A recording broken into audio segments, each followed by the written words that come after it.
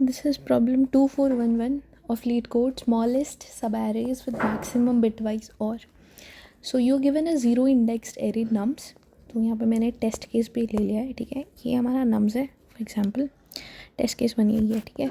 और हमको एक और एरे रिटर्न करना है, ठीक है. अब हम देखेंगे कि किस बेसिस पे रिटर्न करना है. इट्स इसकी लेंथ रिटर्न करनी है. अब किसकी लेंथ रिटर्न करनी है? ऐसी सब एरे की जो इस पर्टिकुलर इंडेक्स से स्टार्ट हो रही है और मैक्सिमम और जो उसका बन रहा है. फॉर एग्जांपल लाइक ये एरे है, इसके सारे एलिमेंट्स का और लोगे तो it is going to be 3, ठीक है.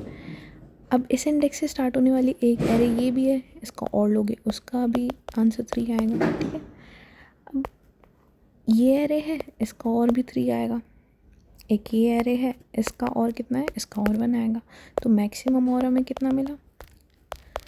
हमें मिली 3 सब एरेज जिनका और 3 है. एक ये और एक ये. अब इनमें स्मॉलेस्ट कौन सी है? स्मॉलेस्ट ये है और इसकी लेंथ कितनी है? 3.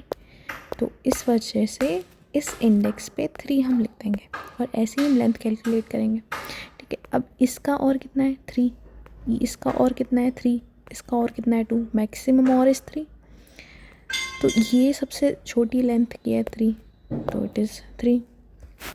अब हम इंडेक्स 2 से स्टार्ट होने वाली एरे देखेंगे. और कितना आया? 3. इसका और भी कितना है? 3. तो मैक्सिमम और is 3 only, but smallest array it is 2 1. और इसकी लेंथ क्या है? 2. तो इसका आंसर आ जाएगा 2, ठीक है. अब इस वाले इंडेक्स से स्टार्ट होने वाली ऐसी array to the right hand side. अब इंडेक्स 1 से स्टार्ट हो रही है तो it is taking elements from its right hand side. तो सारी एक बार एरे चेक कर लेते हैं हम, ठीक है. तो 1 और 3 एक एरे हो सकती, इसका और कितना है? 3. और एक सिंपल 1 एरे हो सकती, इसका और इज़ 1. मैक्सिमम और is 3.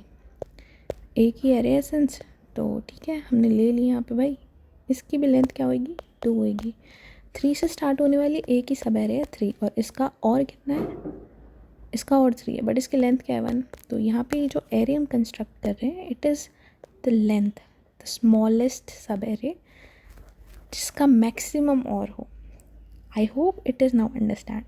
So we are checking from right hand side कि मैक्सिमम पॉसिबल चीज़ हम चेक कर रहे हैं. तो हम क्या करते हैं, यहीं से चेक करना स्टार्ट कर देते हैं. Like since there is nothing, no element on to the right, तो हम क्या करेंगे कि 3 itself is the maximum or that is starting from this particular index.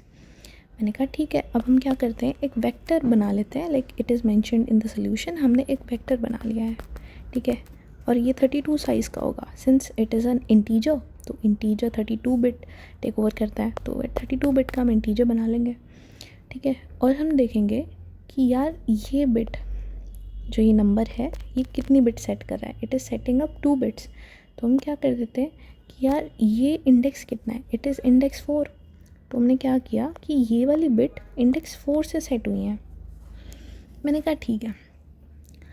अब हम क्या करेंगे, इसके लिए कैलकुलेट करेंगे. Now how are we going to calculate? हम फारदेस्ट एलिमेंट कैलकुलेट कर रहे हैं, ठीक है. फारदेस्ट एलिमेंट से कैलकुलेशन करते हैं तो हमें स्मॉलेस्ट एलिमेंट मिल जाएगा. हम like index is 4, the farthest element जो हमारी किसी भी बिट को सेट कर रहा है इट इज़ ऑल्सो 4 n + 1. तो ये हमारी एरे का साइज़ कितना आ जाएगा? 1. मैंने कहा ठीक है जी. अब हम यहाँ पे चलते हैं, ठीक है. 3 ने ये दोनों बिट सेट की हुई थी. अब 0 1 है. 0 1 कौन सी बिट सेट कर रहा है? It is setting first bit. तो हम क्या करेंगे कि यार इसको चेंज करके हम 3 कर देंगे, ठीक है. मैंने इसको चेंज करके 3 कर दिया. अब यहाँ से चेक करेंगे कि ऐसा फारदेस्ट एलिमेंट कौन सा है जो मेरे आंसर में, ये और ही तो है, मेरे आंसर में क्या कर रहा है, कोई बिट सेट कर रहा है, ऐसा कोई एलिमेंट. तो ये बिट सेट हो रही है 3rd एलिमेंट की वजह से, ये बिट सेट हो रही है 4th एलिमेंट की वजह से. तो वी आर टेकिंग अप 4 हमारे जो 4th इंडेक्स पे एलिमेंट है वो हमारे आंसर में आना ही आना है. सिंस दिस इज़ दैट सब एरे तो इसकी लेंथ हम 2 कर देंगे अपडेट. मैंने कहा जी ठीक है. अब हम 2 एलिमेंट पे आते हैं. It is 1 0. अब मैंने ये देखा कि यार दिस इज़ सेकेंड बिट, जो हम हमारा सेकेंड इंडेक्स पे जो एलिमेंट है वो इस वाली बिट को सेट कर रहा है. तो मैंने इसको अपडेट करके क्या कर दिया, मैंने इसको अपडेट करके कर दिया 2.